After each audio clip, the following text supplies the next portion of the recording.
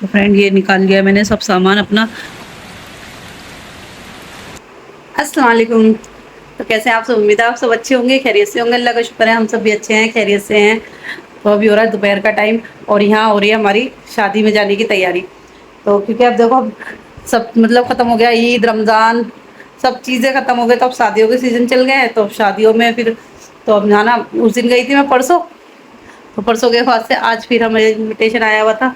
तो आज है मेरे मायके की तरफ शादी, तो वहाँ जाने की तैयारी हो रही है। तो ये तो जान ही रहे हैं, तो बस बच्चे और हम मैं ही जाऊँगी।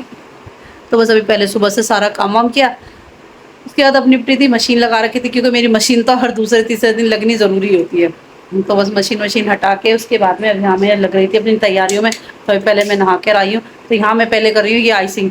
क्योंकि ना मेरे इतना मतलब मेकअप करके ना मुझे इतना ज़्यादा पसीना आता है, इतना पसीना आता है कि मतलब पूरा ऐसे पानी टप टप टप करके मतलब पूरा पसीना बह बह के ना पूरा मेकअप मेरा बह जाता है। तो इसलिए इसलिए ये करना बहुत ज़रूरी है।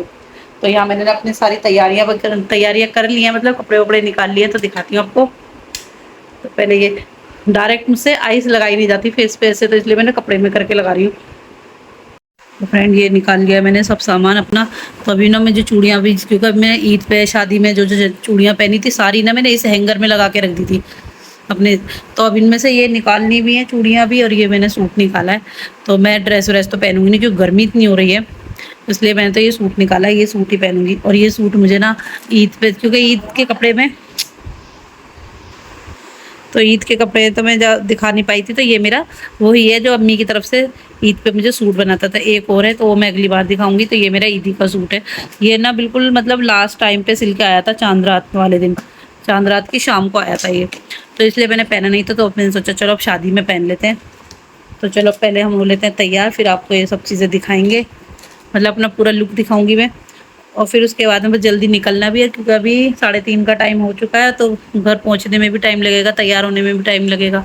और ये मैडम देखो अभी ऐसी स्कूल से आई है, और स्कूल से आके ना ऐसे ही पड़ी हुई है। पहले ये सो गई थी, अभी इसको भी नहाना है, तैयार होना है मैडम को। और इधर देखो हमारे चंगू मंगू कैसे मस्त, कैसे हमारा मस्त होके बेफिक्र होके सो रहा है।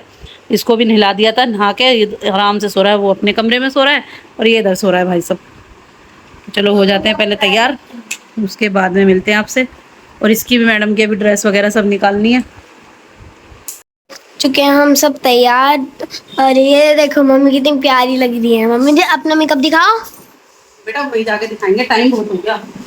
खो और मैं अपना पूरा लुक दिखा देती हूँ। ये है मेरा आज का आउटफिट। और अपना मेकअप तो नहीं दिखा पाऊंगी, मैं अपना मेकअप दिखा ही नहीं पा रही, अपना मेकअप दिखा ही नहीं पा रही। हाँ मैं बस निकल रहे हैं। बट आउटफिट देख लो, वहां पर जाके मेकअप भी दिखा दूंगी। चलो अब मिलते हैं सीधा तो फ्रेंड निकल मेट्रो गए हैं हम स्टेशन। घर जाने के लिए, क्योंकि शादी जो है मेरे घर की तरफ ही है। तो ये तो जान ही रहते, तो यहाँ पे आलिया मैं और आप हम तीनों निकल चुके थे। तो बस वहाँ पहुँच गए थे हम अपने वेन्यू पर। तो यहाँ पर अम्मी भाभी हम सब साथ में थे। तो बस उसके बाद में वहाँ पर हम सब पहुँच, तो पहले मैं घर गई, घर जाने के बाद फिर हम वहाँ वेन्यू के लिए निकले थे। तो यहाँ ये मेरा भतीजे हैं दोनों। तो बस उसके बाद में ना वहाँ पे सब आ गए थे। तो मेहमान ज़्यादा, जब तक हम पहुँचे थे तो बहुत ज़्यादा मेहमान नहीं आए थे, बस थोड़े बहुत मेहमान आए हुए थे। तो सबसे पहले हमने जाके जो है स्टार्टर शुरू कर दिया था क्योंकि भूख बहुत तेज़ लग रही थी। और यहाँ देखो ये लिपस्टिक ना मैं बिल्कुल खा जाती हूँ अपनी, 1-2 घंटे में पूरी लिपस्टिक साफ़ हो जाती है, मेरा मेकअप जो है पूरा साफ़ हो जाता है। तो यहाँ पे अभी भाभी थी सारी, हम और बच्चे देखो यहाँ पे हमारी चुटंकी कितनी परेशान कर रही थी क्योंकि गर्मी इतनी ज़्यादा थी। तो भाई स्टार्टर खाने के बाद में ना फिर हम आ गए थे अंदर हॉल में जहाँ खाना लगा हुआ था। तो मेरा तो खाना खाने का बिल्कुल मन नहीं था। तो यहाँ पे ना अम्मी ने भाभी ने सबने थोड़ा थोड़ा सा टेस्ट किया कि देखते हैं चलो खाना कैसा बना हुआ। पर मुझे तो ना दिल ऐसा करता है खाना के स्मेल से ही ना बहुत अजीब सी वो होने लगती है, मतलब घबराहट सी होती है।